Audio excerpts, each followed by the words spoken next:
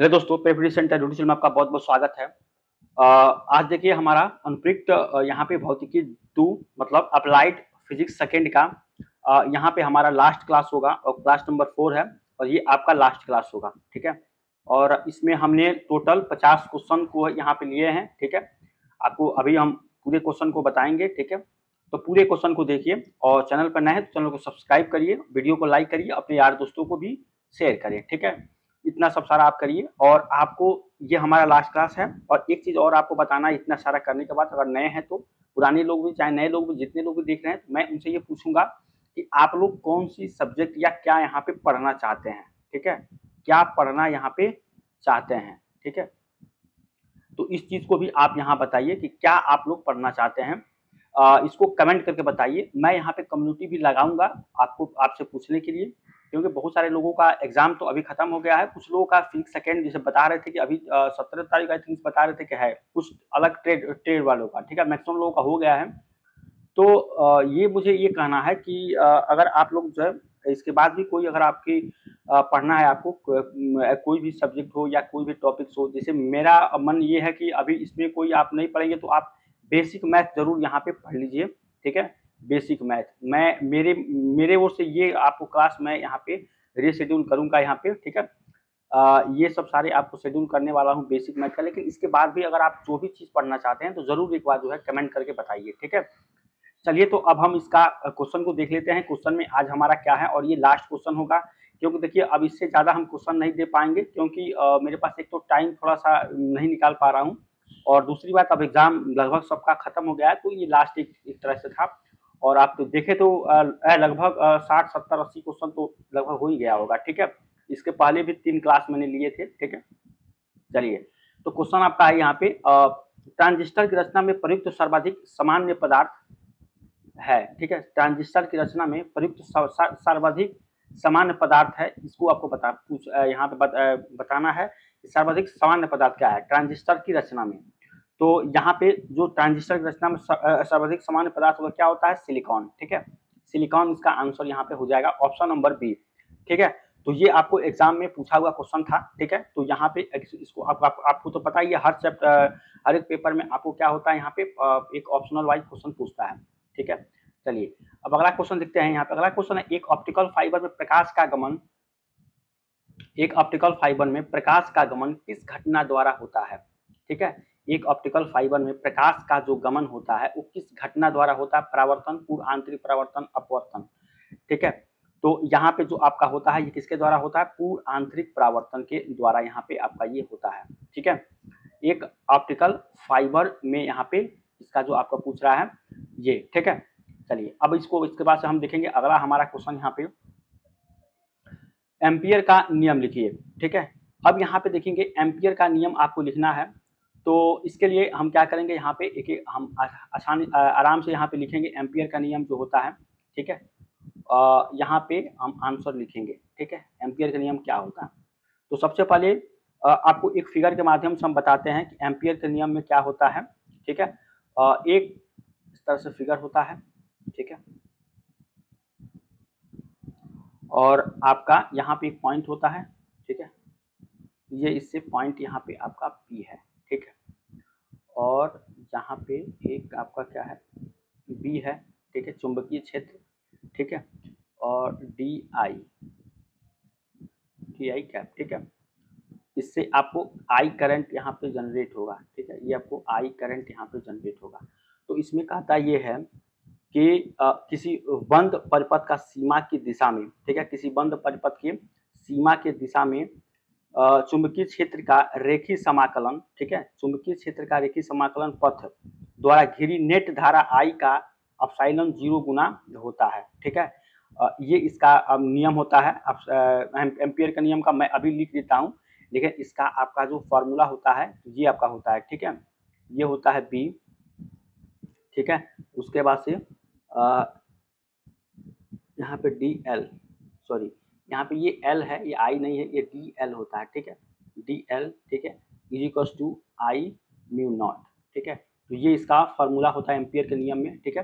इसको आप याद भी रख सकते हैं, इस पे क्वेश्चन भी देखने को मिलता है। दूसरी बात, जो भी आपका यहाँ पे लिखा है दिया गया है, इसमें भी आपको इसको यहाँ पे बताना पड़ता है, ठीक है। तो इसका क्या होता है कि किसी बंद परिपथ की सीमा की चुंबकीय दिशा में, ठीक है, यहाँ पे अगर लिखें तो किसी बंद परिपथ की सीमा की दिशा में चुंबकीय क्षेत्र, ठीक है, चुंबकीय क्षेत्र का रेखीय समाकलन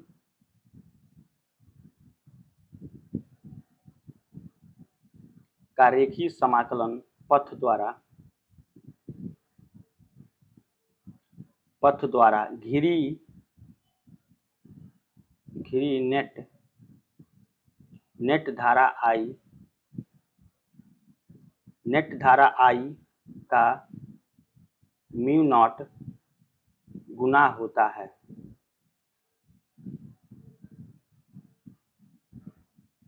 ठीक है, तो ये आपका यहाँ पे हो जाएगा एम्पियर के नियम में किसी बंद परिपथ की सीमा की दिशा में चुंबकीय क्षेत्र का रेखीय समाकलन पथ द्वारा घिरी नेट धारा I का एप्सिलॉन गुना I गुना यहाँ पे होता है, जो कि आपको यहाँ पे दिया गया। ठीक है, और ये इसका यहाँ पे इस तरह से कह लीजिए, तो ये इसका चित्र है। ठीक है, इसको भी याद रखेंगे। तो एम्पियर का नियम आपको इस तरह से इतना लिखेंगे तो आपको एग्जाम में जरूर इसका नंबर जरूर मिलेगा। ठीक है, चलिए, तो उम्मीद करते हैं आपको यहाँ तक समझ में आया होगा। चलिए, अब यहाँ पे अगला क्वेश्चन देखेंगे। अगला क्वेश्चन आपका है कि सरल आवर्ती प्रगामी तरंगे से आप क्या समझते हैं। ठीक है, यहाँ पे जो क्वेश्चन पूछा जा रहा है कि सरल आवर्ती प्रगामी तरंगे से आप क्या समझते हैं, इसको आपको यहाँ पे बताना है। ठीक है, तो यहाँ पे इसका भी आंसर उत्तर लिखेंगे यहाँ पे कि सरल आवर्ती प्रगामी तरंगे। एक सरल आवर्ती प्रगामी तरंगे, यहाँ पे लिखेंगे एक सरल आवर्ती प्रगामी तरंगे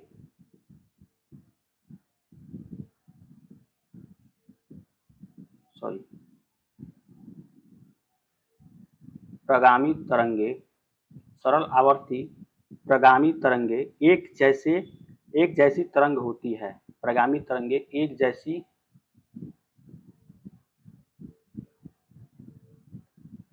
जैसी तरंगे होती हैं।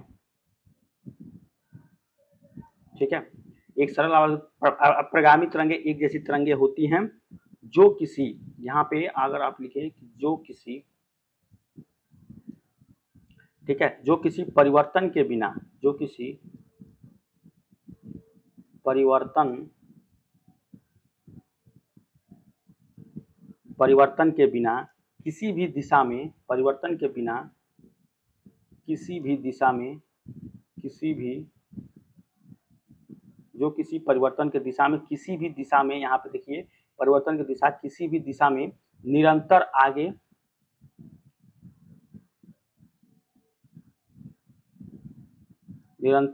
बढ़ती रहती है। ठीक है, ठीक है, इसी तरह से आपको एग्जाम में क्वेश्चन पूछता है, इसका क्या समझते हैं, आपको इस तरह से लिखना रहता है। ठीक है, और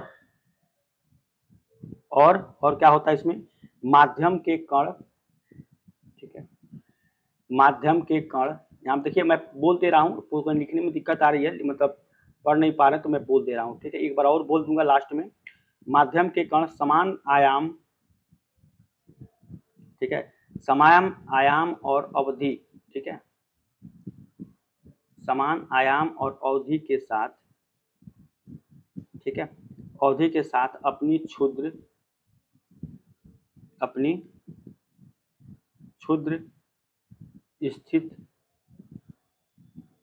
स्थित के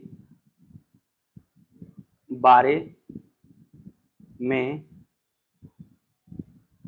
सरल आवर्ती गति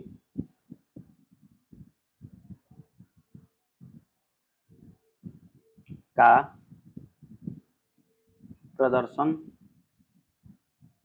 करती है। ठीक है, जब तरंगे उनके ऊपर से गुजरती है, जब तरंगे उनके ऊपर से गुजरती है। ठीक है, तो इस चीज को आपको ध्यान देना है। ठीक है, इस तरह से आपको लिखना है कि जब यहाँ पे आपके क्या होंगे, आवर्त जब सरल आवर्ती प्रगामी तरंगे एक जैसी तरंगे होती हैं जो किसी परिवर्तन के बिना किसी भी दिशा में निरंतर आगे बढ़ती रहती है और माध्यम के कण समान माध्यम और अवधि के साथ अपनी क्षुद्र स्थिति के बारे में सरल आवर्ती गति या प्रदर्शित करती है। ठीक है, सरल आवर्त गति का प्रदर्शन यहाँ पे करती है जब तरंगे उनके ऊपर से गुजरती है। ठीक है, तो इसको आपको ध्यान देना है। सरल आवर्ती प्रगामी तरंगे से क्या समझता है। चलिए अब हम अगला क्वेश्चन देखेंगे। हाँ, यहाँ पे देखिए कह रहा है कि रेडियो तरंगे, आपको क्वेश्चन पूछा है कि रेडियो तरंगे इतना मीटर पर सेकंड की चाल से प्रसारित होती है, एक रेडियो प्रसारण केंद्र इतना साइकिल पर सेकंड। ठीक है, कह रहा एक साइकिल पर सेकंड पर कार्यक्रम प्रसारित कर रहा है। ठीक है, तो प्रसारित यहाँ पे तरंग की तरंग दैर्घ्य क्या होगी। ठीक है, तो इसको आपको यहाँ पे देखना है। तो अब देखिए यहाँ पे अगर आप देखें तो इसको सॉल्व करेंगे। ठीक है, कह रहा है प्रसारित तरंग की तरंग दैर्घ्य, ठीक है, क्या होगी। ठीक है, अब यहाँ पे जो आपकी होगी रेडियो तरंगों की चाल। ठीक है,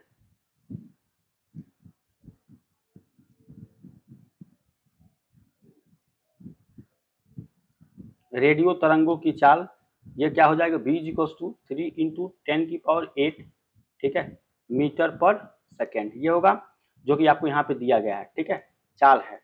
अब इसके बाद से दिया गया है आवृत्ति। ठीक है, आवृत्ति। ठीक है, n से रिप्रेजेंट करते हैं यहाँ पे, मतलब थीटा से। ठीक है, इसको कई जगह आपको स्मॉल f से भी रिप्रेजेंट करता है। ठीक है, तो ये आपको जो दिया गया है 1.2 यहाँ पे साइकिल पर सेकेंड 1.2 मेगा। ठीक है, 1.2 साइकिल पर सेकेंड मतलब यहाँ पे मेगा। ठीक है, 1.2 मेगा यहाँ पे जो दिया गया है, यहाँ पे छूट गया। ठीक है, मेगा साइकिल। ठीक है, साइकिल पर सेकेंड। ठीक है, इसको याद रखेंगे। तो इसको कैसे लिख सकते हैं, 1.2 × 10⁶ हर्ट्ज होता है। ठीक है, आवृत्ति यहाँ पे हो जाएगा। अब इसके बाद से ज्ञात करना प्रसारित तरंग की तरंग दैर्घ्य। ठीक है, प्रसारित तरंग की तरंग दैर्घ्य। ठीक है, स्मॉल f। ठीक है, लैम्डा = यहाँ पे v/f। ठीक है, यहाँ पे तरंग दैर्घ्य आपको प्रसारित तरंग की तरंग दैर्घ्य बताना है। और यहाँ पे आवृत्ति जो है, इसको देखिए आवृत्ति को n से रिप्रेजेंट करता है। ठीक है, तो यहाँ पे जो भी आपका आता है स्मॉल n, मतलब यहाँ पे v/n होता है। ठीक है, आपको थोड़ा सा ध्यान देना है। यहाँ पे ये हो जाएगा आपको n। ठीक है, और यहाँ पे v/n। अब इसको यहाँ पे सॉल्व करेंगे आप, तो ये अगर ये आप पाएंगे यहाँ पे सॉल्व करेंगे कि लैम्डा =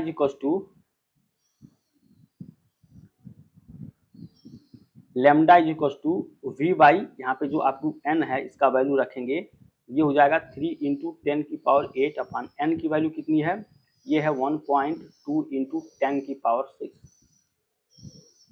ठीक है, लैम्डा = ये हो जाएगा, आपको देखेंगे तो ये हो जाएगा 30 ×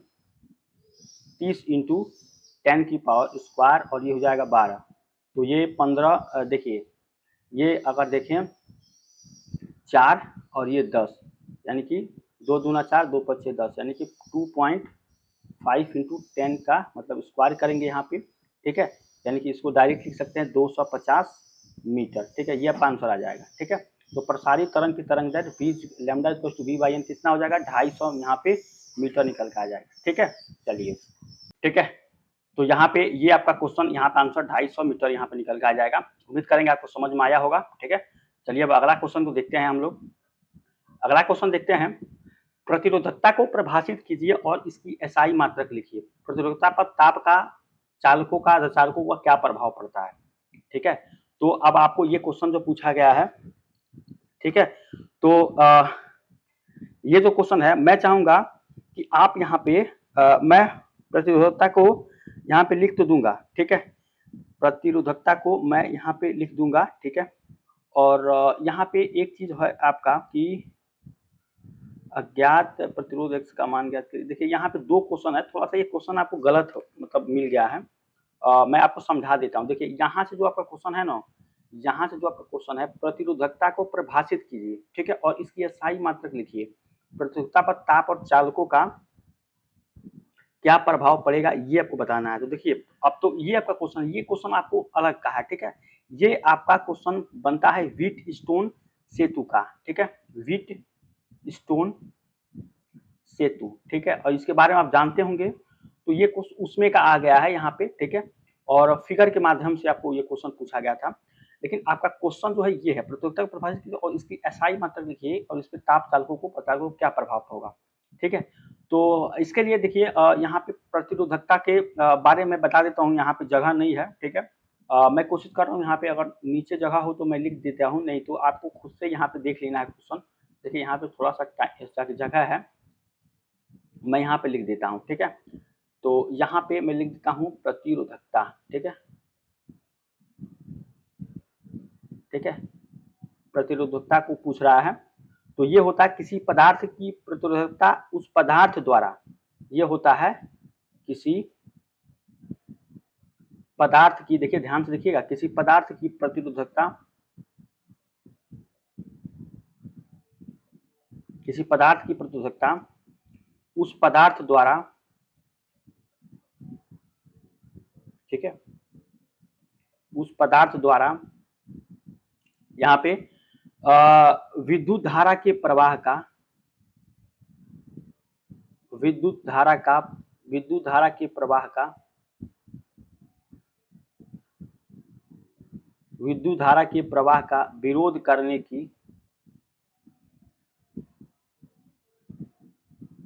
करने की क्षमता, ठीक है, का पता चलता है, क्षमता का पता,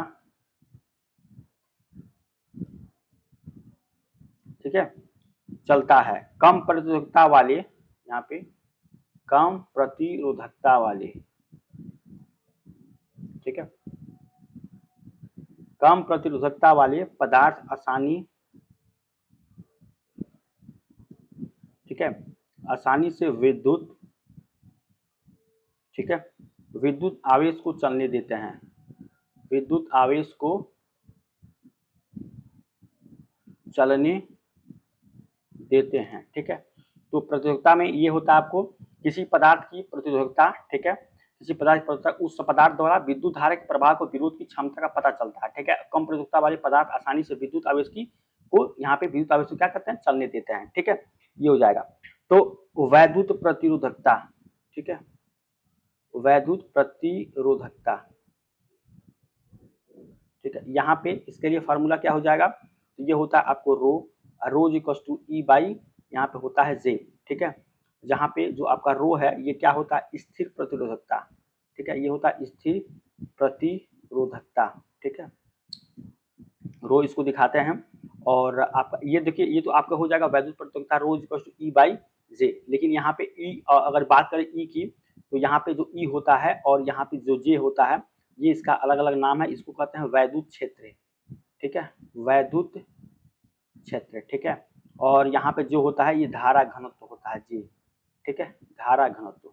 तो ये सब सारा आपका यहाँ पे टॉपिक में ये था, ठीक है, प्रतिरोधकता के बारे में पूछ रहा था। उम्मीद करता है कि आपको यहाँ तक संतुष्ट होंगे, ठीक है। इसके बाद में कोई देखिए इसमें लिखावट में कोई दिक्कत है तो मैं बार बार बोल रहा हूँ, अभी पीछे पूरा पढ़ाऊँ और फिर से नहीं पढ़ूंगा, आप जाकर पीछे इस स्क्रिप्ट करके देख सकते हैं, वहाँ पे पीछे करके, ठीक है, मैंने अभी पूरा बोला है, ठीक है। क्योंकि देखिए लिखने में थोड़ा दिक्कत है, लेकिन आगे से जितने भी हम PDF बनाएंगे ना, तो ये प्रतियोगिता के पूरे वहाँ पे मैं वहाँ पे लिख दूंगा, केवल फॉर्मूले रहेंगे, कुछ क्वेश्चन रहेंगे जिसको सॉल्व कराना रहेगा, तो वो मेरे लिए आसान रहता है। लेकिन मैं यहाँ पे थोड़ा सा टाइम नहीं है, इसलिए मैं सोच रहा हूँ केवल जो हेडिंग है, इम्पोर्टेंट हेडिंग जो आपके क्वेश्चन के फॉर्म में है, उसको मैं यहाँ पे लिख के और फिर उसको जो है आगे बढ़ा के और इस तरह से समझाने की कोशिश करूँ। मैंने मैथ में सेम ऐसे ही किया था, ठीक है, मैथ में मैंने क्वेश्चन लिखा नहीं था, खुद से लिखते थे और सॉल्व भी करते थे, ठीक है। तो इस चीज़ को आपको ध्यान यहाँ पे देना है, ठीक है। चलिए, तो ये इतना आपका फार्मूला हो जाएगा। अब देखिए इसमें और भी सारे आपको देखने को मिलते हैं, जैसे मान लीजिए अधिकांश प्रतिरोधी में अनुप्रस्थ जो दिशा में क्षेत्रफल एक समान होता है, तो अगर क्षेत्रफल की बात करेंगे तो उसमें क्या आ जाता है, rho equals to R A by यहाँ पे L, ये भी फार्मूले आपको देखने को मिलते हैं। जहाँ पे जो आपको R आता है ये क्या होता है, प्रतिरोध, विद्युत प्रतिरोध होता है, ठीक है, ये R होता है।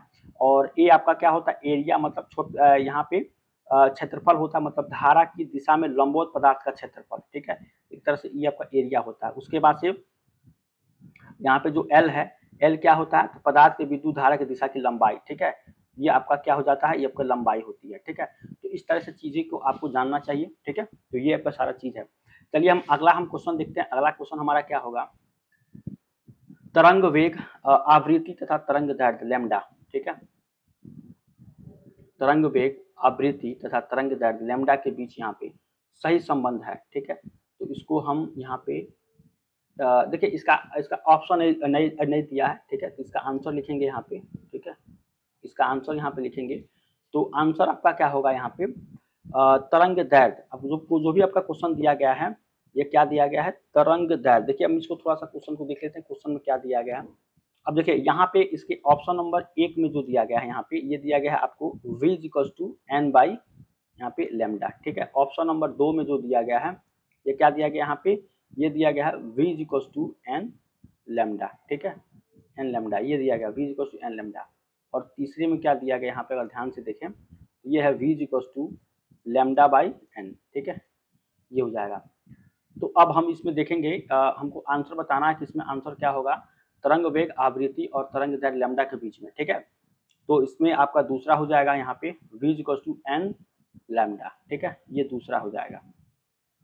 चलिए अब अगला क्वेश्चन देखिए, यहाँ पे अगला क्वेश्चन हमारा हो जाएगा यहाँ पे जो भी आपका है, एक सरल आवर्त गति करने वाले पिंड, ठीक है, एक सरल आवर्त, इधर पूरे आपके ऑब्जेक्टिव टाइप के हैं। एक सरल आवर्त गति करने वाली पिंड की ऊर्जा समानुपाती होती है, ठीक है। तो सरल आवर्त गति के बारे में पहले भी बता चुके थे, और पिंड की ऊर्जा समानुपाती किसके होती है, आयाम के वर्ग के, ठीक है, और आयाम के यहाँ पे आवृत्ति के वर्ग के, तो किसके हो जाएगा, ये आपका हो जाएगा आयाम के वर्ग के, ठीक है, आयाम के वर्ग के ये होता है, ठीक है। सरल आवर्त गति की जो पिंड की ऊर्जा होती है, तो आयाम के वर्ग के बराबर होता है। चलिए अब देखिए अगला क्वेश्चन आपका, एक अवमंदित दोलन में अवमंदक नियतांक की मात्रक यहाँ पे आपको बताना है, ठीक है, जो आपका यहाँ पे हो जाएगा, ठीक है, एक अवमंदित दोलन में अवमंदक नियतांक के मात्रक को लिखिए, ठीक है। तो ये होता है न्यूटन सेकेंड पर मीटर, ठीक है, न्यूटन सेकेंड पर मीटर, ठीक है। तो इसको आपको ध्यान देना है, ठीक है। चलिए अब क्वेश्चन को देखिए, क्वेश्चन ये है आपका कि बूस्टर्स का नियम लिखिए, ठीक है, ये बूस्टर्स नियम को के सूत्र को लिखिए, ठीक है। तो ये भी एक तरह से कहिए तो आपका इम्पोर्टेंट ही है, बूस्टर्स के नियम को देखिए, सारे एक एक नंबर वाले क्वेश्चन है, इसलिए मैं इसको यहाँ पे लिख रहा हूँ। तो इसका आंसर क्या हो जाएगा, बूस्टर्स के नियम का सूत्र, तो ये कितना होता है, तो म्यू इक्वल्स टू आपका होता है यहाँ पे 10 I p, ठीक है। तो ये बूस्टर्स के नियम का सूत्र है, ठीक है, तो इसको आपको ध्यान देना है, ठीक है।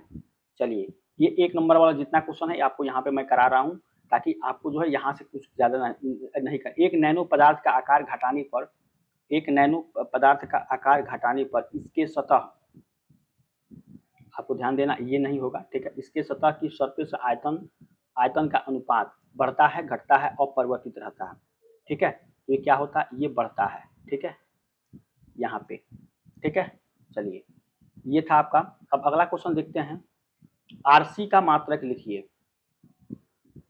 आरसी का यहाँ पे मात्रक लिखिए, जहाँ आर प्रतिरोध और लैम्डा तथा सी धारिता है, ठीक है। यहाँ पे देखिए एक चीज आपको यहाँ पे देखना है, लैम्डा यहाँ पे नहीं होगा, ये नहीं होगा, सी धारिता है, ठीक है, आरसी में ये नहीं होगा, ठीक है, सी धारिता। क्वेश्चन थोड़ा सा, आर प्रतिरोध और सी धारिता, तो आरसी का मात्रक यहाँ पे लिखना है, तो इसका आंसर क्या हो जाएगा, ओम फैराडे, ठीक है, इसको बोलते हैं ओम फैराडे, ठीक है, ओम फैरड भी इसको बोलते हैं, ठीक है। तो ये आपका आंसर हो जाएगा। चलिए अब क्वेश्चन अगला देखते हैं, यहाँ पे विशिष्ट प्रतिरोध को परिभाषित कीजिए, ठीक है, विशिष्ट प्रतिरोध को परिभाषित कीजिए। अब देखिए इसको विशिष्ट प्रतिरोध को परिभाषित करना है, तो इसमें काफी ज्यादा लंबा टाइम लगेगा। जैसे मैं यहाँ बोल देता हूँ, इकाई लंबाई और इकाई क्रॉस सेक्शन की सामग्री के एक सजातीय खंड के प्रतिरोध को प्रतिरोधकता या सामग्री के विशिष्ट प्रतिरोध के रूप में परिभाषित किया गया है, ठीक है। समझ रहे हैं, यहाँ पे मैं अब देखिए मैं यहाँ पे लिख देता हूँ, ठीक है। ये होता है आपको इकाई लंबाई और इकाई लंबाई और इकाई क्रॉस, इकाई लंबाई और इकाई क्रॉस यहाँ पे सेक्शन, ठीक है, की सामग्री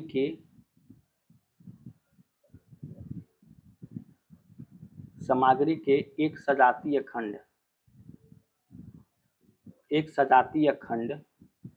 सजातीय खंड के प्रतिरोध को प्रतिरोधकता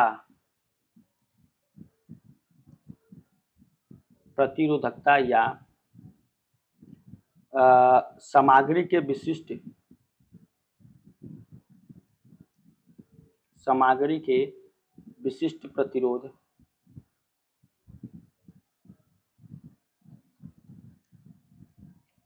विशिष्ट प्रतिरोध के रूप में, ठीक है, परिभाषित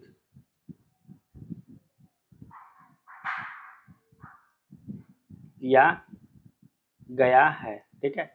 मैं पढ़ रहा हूँ, इकाई लंबाई और इकाई क्रॉस सेक्शन की सामग्री यहाँ पे आपको एक सामग्री के समजातीय, ठीक है, थोड़ा सा यहाँ पे गलती हो गया, यहाँ पे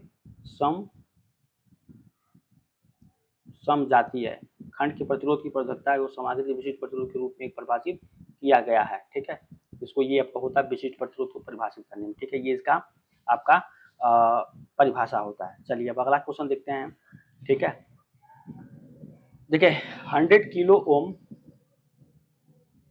कार्बन प्रतिरोध के कलर कोड को लिखिए, ठीक है। तो 100 किलो ओम कार्बन प्रतिरोध के कलर कोड को भूरा, काला, पीला, गोल्ड, ठीक है। तो इसका आंसर क्या हो जाएगा, यहाँ पे भूरा, काला, पीला, ठीक है, और गोल्ड, मतलब यहाँ पे सोना जो होता है, ठीक है। तो ये आपका हो जाएगा कार्बन कोड, कलर कोड इसका हो जाएगा, ठीक है। चलिए अब अगला क्वेश्चन देखते हैं। अगला क्वेश्चन है आपका, एक अनुचुंबकीय पदार्थ का नाम लिखिए, ठीक है। एक अनुचुंबकीय पदार्थ का नाम, एक अनुचुंबकीय पदार्थ का नाम यहाँ पे लिखना है, ठीक है। तो ये होगा आपको लिथियम, ठीक है, लिथियम होगा। इसको Li से रिप्रेजेंट करते हैं, एटॉमिक नंबर 3 होता है, एटॉमिक वेट कितना होता है 6, तो ये आपका हो जाएगा। अब देखिए अगला क्वेश्चन यहाँ पे होगा, एक Si मतलब सिलिकॉन पीएन संधि में बैरियर वोल्ट का मान है, ठीक है। सिलिकॉन पीएन संधि में बैरियर वोल्ट का मान है, कितना है आपको इसमें से बताना है, तो ये हो जाएगा 0.7 वोल्ट, ठीक है। ऑप्शन नंबर ए फर्स्ट इसका आंसर हो जाएगा 0.7 वोल्ट, ठीक है। विद्युत क्षेत्र की तीव्रता तथा विद्युत विभव एक दूसरे से, यहाँ पे जो आपका आंसर दिया गया है, विद्युत क्षेत्र की तीव्रता तथा विद्युत विभव के एक दूसरे से कैसे संबंधित, इन दोनों के बीच व्यंजक को लिखिए, ठीक है। तो यहाँ पे आपका आंसर जो हो जाएगा ये कितना हो जाएगा, ये हो जाएगा E = dV/dx, ठीक है। तो ये आपको यहाँ पे आंसर हो जाएगा E = dV/dx, ठीक है। विद्युत क्षेत्र तथा तीव्रता का विद्युत विभव से संबंधित है, इसको व्यंजक लिखना है, E = dV/dx, ठीक है। मेरा थोड़ा तबीयत खराब है, बोलने का मन नहीं कर रहा है, ठीक है। क्वेश्चन ज्यादा, अनुदैर्ध्य तरंग को परिभाषित कीजिए, ठीक है। अब देखिए अनुदैर्ध्य तरंग को परिभाषित करना है यहाँ पे, ठीक है। इसका आंसर क्या होगा, अनुदैर्ध्य तरंग को परिभाषित यहाँ पे आपको करना है। तो इसमें ये जो क्वेश्चन आपका आ गया है अनुदैर्ध्य तरंग को, ठीक है, तो मैं इसमें थोड़ा सा आपको बता देता हूँ। अब ये देखिए अनुदैर्ध्य तरंग के लिए थोड़ा सा आपको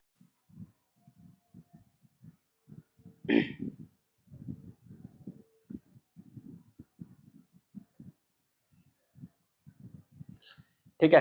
देखिए ये आपका यहाँ पे अनुदैर्ध्य जो तरंगे होता है, तो ये क्या होता है यहाँ पे कि जब किसी माध्यम में यांत्रिक तरंग के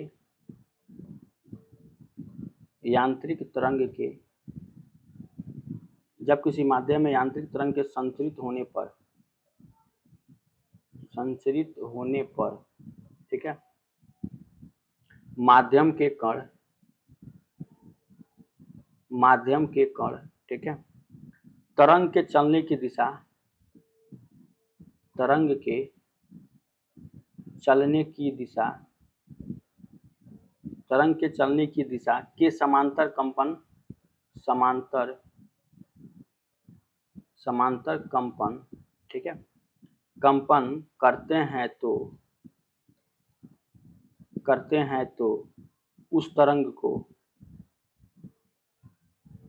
को अनुदैर्ध्य तरंग कहते हैं, अनुदैर्ध्य तरंग कहते हैं, ठीक है। ये आपका अनुदैर्ध्य तरंग का परिभाषा हो जाएगा, ठीक है। उदाहरण के लिए एक स्प्रिंग, जो आप सर्पिल स्प्रिंग हो, एक सिरे से दीवार से बांधकर दूसरे सिरे से हाथ से पकड़ के आगे पीछे स्प्रिंग की अनुदिश कंपन करते हैं, ठीक है। तो इस तरह के आपके आ जाते हैं, ठीक है, अनुदैर्ध्य तरंग में आपके उदाहरण में। लेकिन यहाँ परिभाषा है, जब किसी माध्यम में यांत्रिक तरंग के संचरित होने पर माध्यम के कण तरंग के चलने की दिशा में समांतर कंपन करते हैं तो उस तरंग को अनुदैर्ध्य तरंग कहते हैं, ठीक है। तो ये इसका यहाँ पे परिभाषा हो गया था।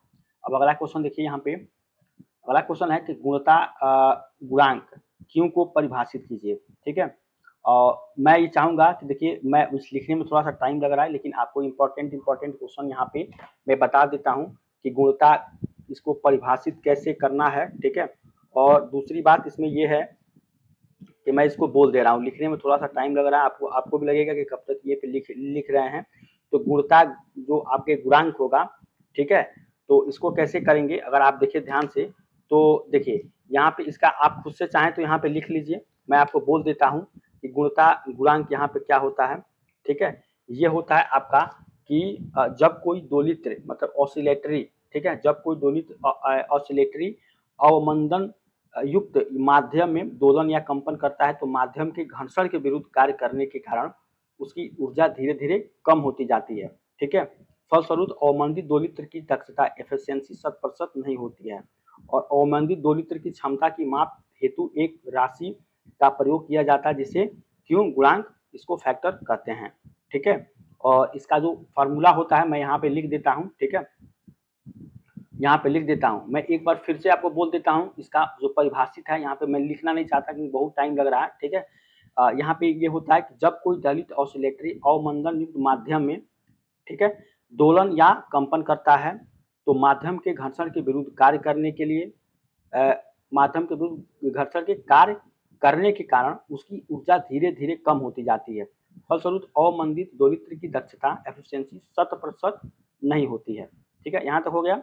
अब देखिए, अवमंदित दोलित्र की जो दक्षता होगी की माप हेतु एक राशि का प्रयोग किया जाता है जिसे क्यू गुणांक फैक्टर कहते हैं, ठीक है। और इसका जो फॉर्मूला होता है क्यू, यहाँ पे फैक्टर, ये क्या होता है 2 पाई, ठीक है, 2 पाई, और ये होता है दोलित्र में संचित ऊर्जा एक कंपन में, ठीक है, अपान ये हो जाएगा आपका दोलित्र के एक कंपन में 6 ऊर्जा, ठीक है, दोलित्र के एक कंपन में 6 ऊर्जा, ठीक है। तो ये आपका यहाँ पे इसका हो जाएगा, ठीक है, समझ गए। चलिए, तो हमने बोला है, अगर आपने वहाँ पे नहीं लिखे हैं तो एक बार वीडियो पीछे करके आप उसको देख के समझ के लिख सकते हैं।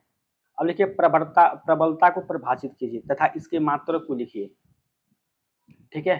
तो यहाँ पर भी मैं चाहूँ तो इसको बोल सकता हूँ प्रबलता को परिभाषित करना और इसके मात्रक को, ठीक है।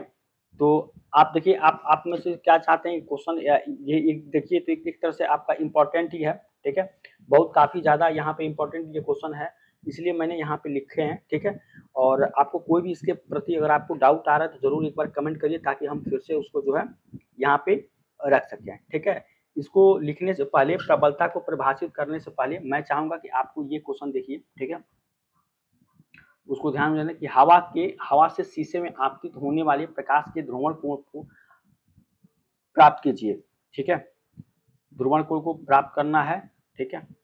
और यहाँ पे दिया गया शीशे की अपवर्तनांक म्यू इतना दिया गया, tan इतना दिया गया, ठीक है। तो ये आपका क्वेश्चन यहाँ पे दिया गया है और कह रहा है कि हवा से शीशे में आपतित होने पर होने वाले प्रकाश के ध्रुवण कोण को प्राप्त कीजिए, ठीक है। तो प्रकाश के ध्रुवण कोण को प्राप्त करना है, ठीक है। चलिए, तो इसके लिए होता है mu equals to tan I p, ये होता है फॉर्मूला। जहाँ पे म्यू क्या होता है आपको, यहाँ पे माध्यम का अपवर्तनांक है, ये क्या होता है, माध्यम का अपवर्तनांक, ठीक है, ठीक है, ये है। और आई क्या होता है, ध्रुवण कोण, ठीक है, ध्रुवण कोण होता है आई, ठीक है। इसके बाद से आप डायरेक्ट यहाँ पर रख लेंगे, फार्मूला आपको ये निकल के आ जाएगा, ठीक है। मतलब जो आपका आई पी हो जाएगा, आई पी किसके बराबर हो जाएगा, tan इनवर्स 1.54, ठीक है। और आई पी किसके बराबर हो जाएगा, 57 डिग्री के, ठीक है, यहाँ पे। तो ये आपका यहाँ पे आंसर निकल के आ जाएगा, ठीक है। चलिए अब अगला क्वेश्चन देखते हैं। अगला क्वेश्चन यहाँ पे हो जाएगा आपका, प्रतिरोध को प्रभावित करने वाले कारकों को लिखिए, ठीक है। प्रतिरोध को प्रभावित करने वाले कारकों को लिखना है यहाँ पे, ठीक है। देखिए जो आपको क्वेश्चन बोला गया यहाँ पे, कह रहा है कि प्रतिरोध को प्रभावित करने वाले कारकों को लिखिए, ठीक है, यहाँ पे। तो इसमें आपके कुल 4 कारक आते हैं, यहाँ पे 4 कारक।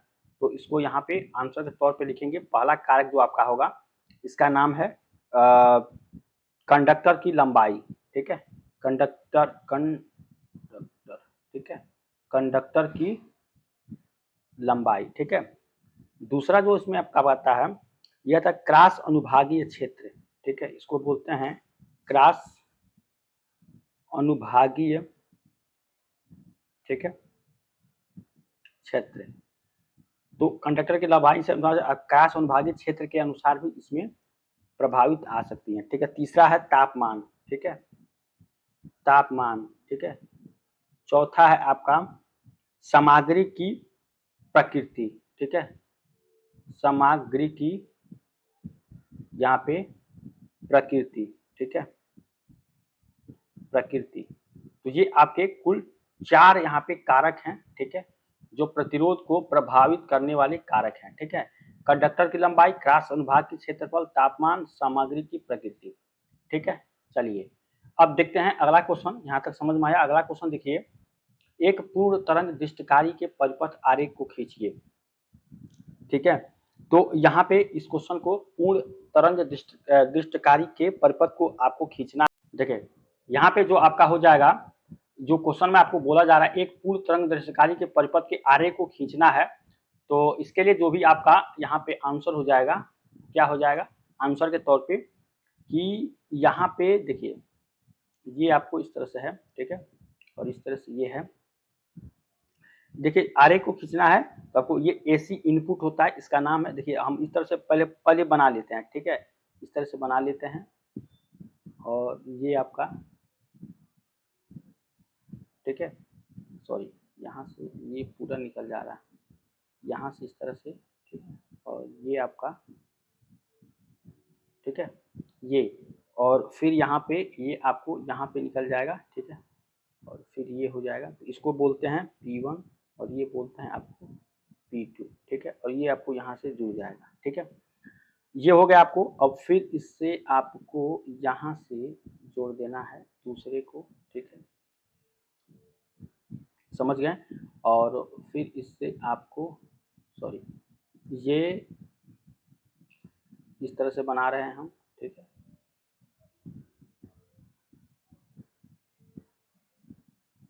ठीक है। अब यहाँ पे क्या होता है, आपको S1 एक होता है, ठीक है, ये S1 होता है।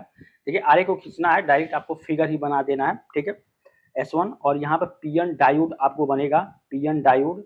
और ये किस तरह से होता है, तो अगर आप ध्यान से देखें तो ये सीधे तो होता है इस तरह से, ठीक है, और ये हो जाएगा आपका, ये यहाँ पे हो जाएगा, ठीक है, ठीक है।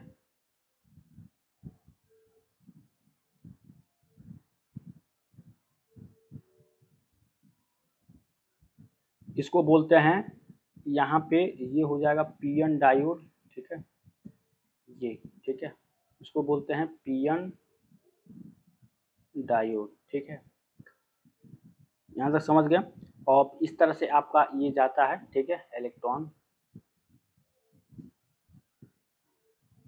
ठीक है, सॉरी, ये इस तरह से इलेक्ट्रॉन नहीं जाता, इलेक्ट्रॉन आपका यहाँ से इस तरह से आता है और बीच में आपका इस तरह से होता है, यहाँ से जुड़ा रहता है, ठीक है, आउटपुट वोल्टेज होता है, ठीक है, इससे जुड़ा रहता है आउटपुट वोल्टेज, मतलब यहाँ से अगर आप देखें इस तरह से, थोड़ा सा ये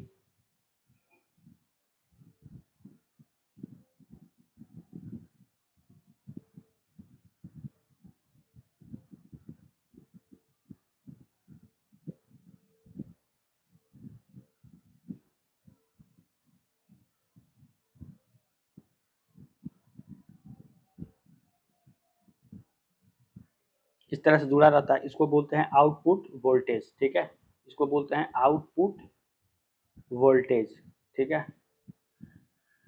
अपने हिसाब देख लीजिएगा इस फिगर को, इस तरह से ये होता है, ठीक है, और ये करंट इधर से आती है, इधर से आपको पास हो जाता है, ठीक है, इधर की तरफ, ठीक है।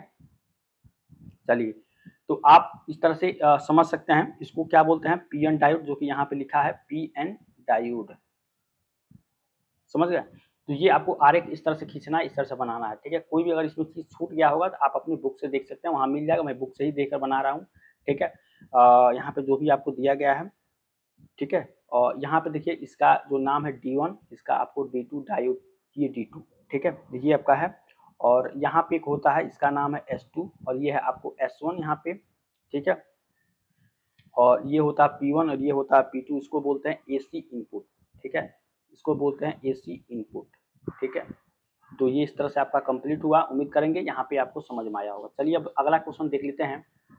देखिए जितना क्वेश्चन आप देखिए आंसर में हो सकता है इधर उधर, लेकिन क्वेश्चन है आपको तो वहां से या तो देख लीजिए, या तो आपको लगता है कि ये यहाँ पे कहीं ना कहीं छूट गया है, तो इस चीज को भी ध्यान देंगे।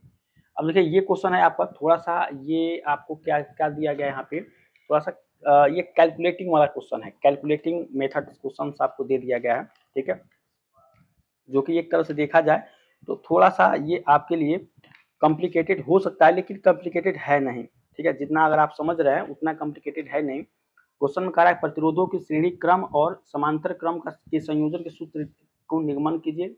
रेतीन 5 किलो ओम, ठीक है, यहाँ पे देखिए मैं आपको थोड़ा सा समझा देता हूँ। यहाँ पे अगर आप ध्यान से देखिए, मैं यहाँ पे कलर चेंज कर देता हूँ।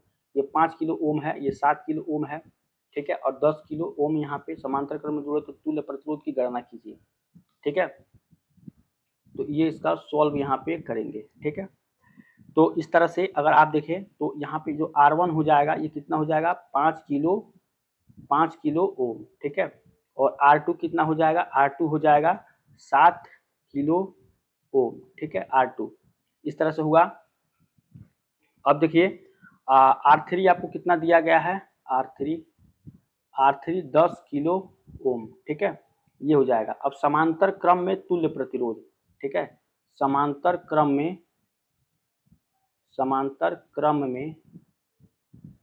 तुल्य प्रतिरोध, ठीक है,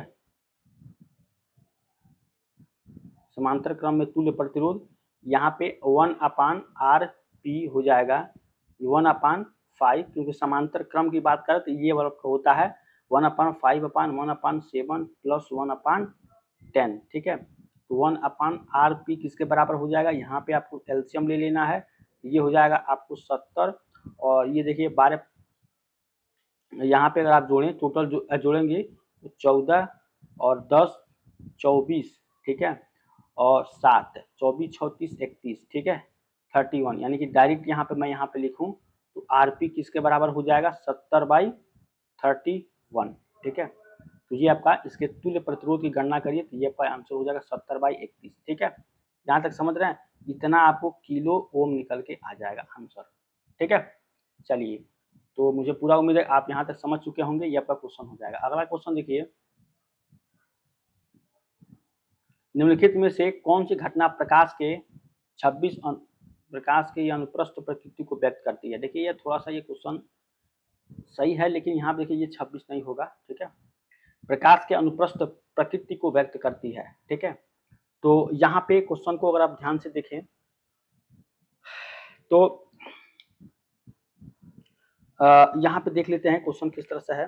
ठीक है, प्रकाश की जो आपकी प्रकृति को, तो इसमें से क्या होता है, देखिए क्वेश्चन सही है कि नहीं, सबसे पहली बात तो ये देखेंगे। देखिए सही है क्वेश्चन, ठीक है, क्वेश्चन सही है। और प्रकाश का निर्वर्तन है, प्रकाश का व्यतिकरण है, प्रकाश का ध्रुवण है। तो इसमें जो आपका आंसर हो जाएगा प्रकाश का ध्रुवण। ठीक है, ऑप्शन नंबर सी यहाँ पे जो दिया गया है ये हो जाएगा। कौन सी घटना प्रकाश के, ये नहीं होगा। मैं इसी को लेकर थोड़ा देख, ये 26 किस दिया है कि नहीं दिया, तो ये नहीं होगा। अनुप्रस्थ प्रकृति उपेक्षित प्रकाश का ध्रुवण। ठीक है, अब देखिए अगला क्वेश्चन, पद लेजर को विस्तारित कीजिए। ठीक है, यहाँ पे जो लेजर है इसको विस्तारित करना है। ठीक है, तो इसका जो आपका आंसर हो जाएगा ये हो जाएगा LASER। ठीक है, लेजर, तो लेजर को बोलते हैं लाइट एम्प्लीफिकेशन। यहाँ पे इसको बोलते हैं light, LIGHT, amplification, light amplification. और इसको बोलते हैं by stimulation, stimulated emission of radiation. ठीक है, तो ये होता है light amplification by stimulated emission of radiation, मतलब लेजर का यहाँ पे विस्तारित कीजिए। ठीक है, तो ये आपका हो जाएगा। चलिए अगला क्वेश्चन देखिए, यहाँ पे कि दो बिंदु आवेशों को y की अपेक्षा उतना ही दूरी पर जल के भीतर रख दिया जाए तो उनके बीच कूलाम का बल क्या होगा। ठीक है, तो क्वेश्चन ध्यान से यहाँ पे पढ़ेंगे। करेक्ट, किन्हीं दो बिंदु आवेशों को y की अपेक्षा उतना ही दूरी पर जल के भीतर रख दिया जाए तो उनके बीच में कौन सा कूलाम का बल क्या होता है, बढ़ जाता है, घट जाता है, तो यहाँ पे आपको घट जाएगा। ठीक है, ऑप्शन नंबर 20 का आंसर हो जाएगा। ठीक है, ये क्या होता है, आपको वहाँ पे कूलाम का बल का मान क्या होता है, घट जाएगा। ठीक है, चलिए ये क्वेश्चन अच्छा क्वेश्चन था। अगला क्वेश्चन देखिए, तरंग गति में आवृत्ति, तरंग चाल तथा तरंग दैर्घ्य में संबंध लिखिए। यहाँ पे जो क्वेश्चन पूछा गया है, तरंग गति, आवृत्ति, तरंग चाल तथा तरंग दैर्घ्य में संबंध लिखिए, ये क्वेश्चन यहाँ पे पूछा गया है। तो यहाँ पे आंसर में क्या लिखेंगे आप, तरंग चाल, तरंग चाल इक्वल्स टू क्या हो जाएगा, गति में आवृत्ति, गति में आवृत्ति। ठीक है, इंटू तरंग दैर्घ्य, तरंग दैर्घ्य। ठीक है, तो ये आपका यहाँ पे हो जाएगा। चलिए अगला क्वेश्चन देखिए, यहाँ पे अगला क्वेश्चन है, यहाँ पे भूकंप में निम्नलिखित में से कौन सी एक तरंग उत्पन्न होती है। ठीक है, भूकंप में निम्नलिखित में से कौन सी तरंग उत्पन्न होती है, तो यहाँ पे जो आपका आंसर हो जाएगा, कौन सी तरंग उत्पन्न होती है, अपश्रव्य तरंग। ठीक है, इसको बोलते हैं अपश्रव्य तरंगे। ठीक है, ये भूकंप में उत्पन्न होती है। अब देखिए यहाँ पे अगला क्वेश्चन है आपका कि तरंग गति में आवृत्ति, तरंग चाल तथा तरंग दैर्घ्य में संबंध लिखिए। देखिए ये सेम क्वेश्चन है, क्वेश्चन आपको। ठीक है, यहाँ पे क्वेश्चन अगला होगा, भूकंप में अरे अभी हम लोग देखे हैं भूकंप में किस तरह के तरंग आपकी होती हैं, तो यहाँ पे अपसरव तरंगे अभी आपको हम बताएं। ठीक है, ऑप्शन नंबर यही होगा, ये थोड़ा रिपीट क्वेश्चन हो गया। यदि आपतन कोण का मान ध्रुवण कोण के मान के बराबर हो जाए। ठीक है, जो आपतन, देखिए क्वेश्चन अगला है, अगर आपतन कोण का मान ध्रुवण कोण के मान के बराबर हो जाए तो परिवर्तित किरण एवं अपवर्तित किरण के बीच का कोण आपको बताना कितना हो जाएगा, 90 डिग्री। ठीक है, 90 डिग्री इसका आंसर हो जाएगा।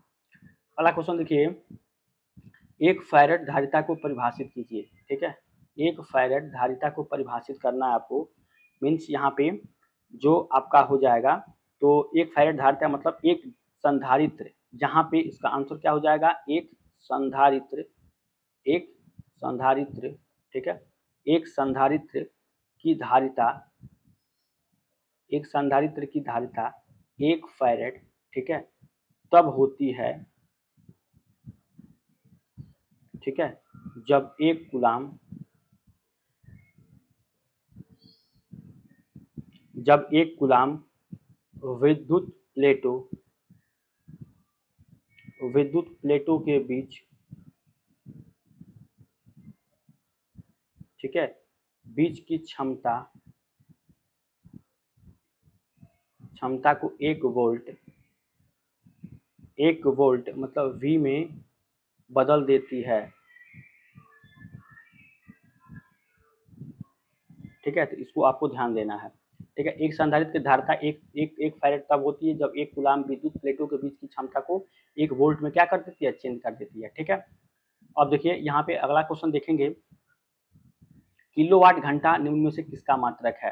ठीक है, तो यहाँ पे किलोवाट जो घंटा होगी ये आपको किसका यहाँ पे हो जाएगा, तो ये होगा विद्युत ऊर्जा का। ठीक है, विद्युत ऊर्जा, यहाँ पे जो सी इसका आंसर हो जाएगा ये दाब ऊर्जा। ठीक है, दाब ऊर्जा यहाँ पे होगा, लेकिन यहाँ पे आंसर क्या हो जाएगा, बी। ठीक है, किलोवाट घंटा इसका मात्रक है दाब ऊर्जा का, विद्युत ऊर्जा का। लेंस के नियम को निम्न में से किस वैद्युत धारा की दिशा ज्ञात करने के लिए प्रयोग किया गया जाता है। ठीक है, लेंस के नियम को निम्न किस वैद्युत धारा में, तो दृष्टि धारा, पर्यावर्ती धारा, प्रेरित वैद्युत धारा। ठीक है, तो इसका आंसर क्या हो जाएगा, प्रेरित वैद्युत धारा, ऑप्शन नंबर सी आंसर होगा। ठीक है, तो ये सारे क्वेश्चन आपके एग्जाम में पूछे गए हैं और इसी के टाइप के क्वेश्चन आपको पूछे जाएंगे, इसलिए मैं यहाँ पे इंपॉर्टेंट के तौर पर इसी पर आ रहा हूँ। ठीक है,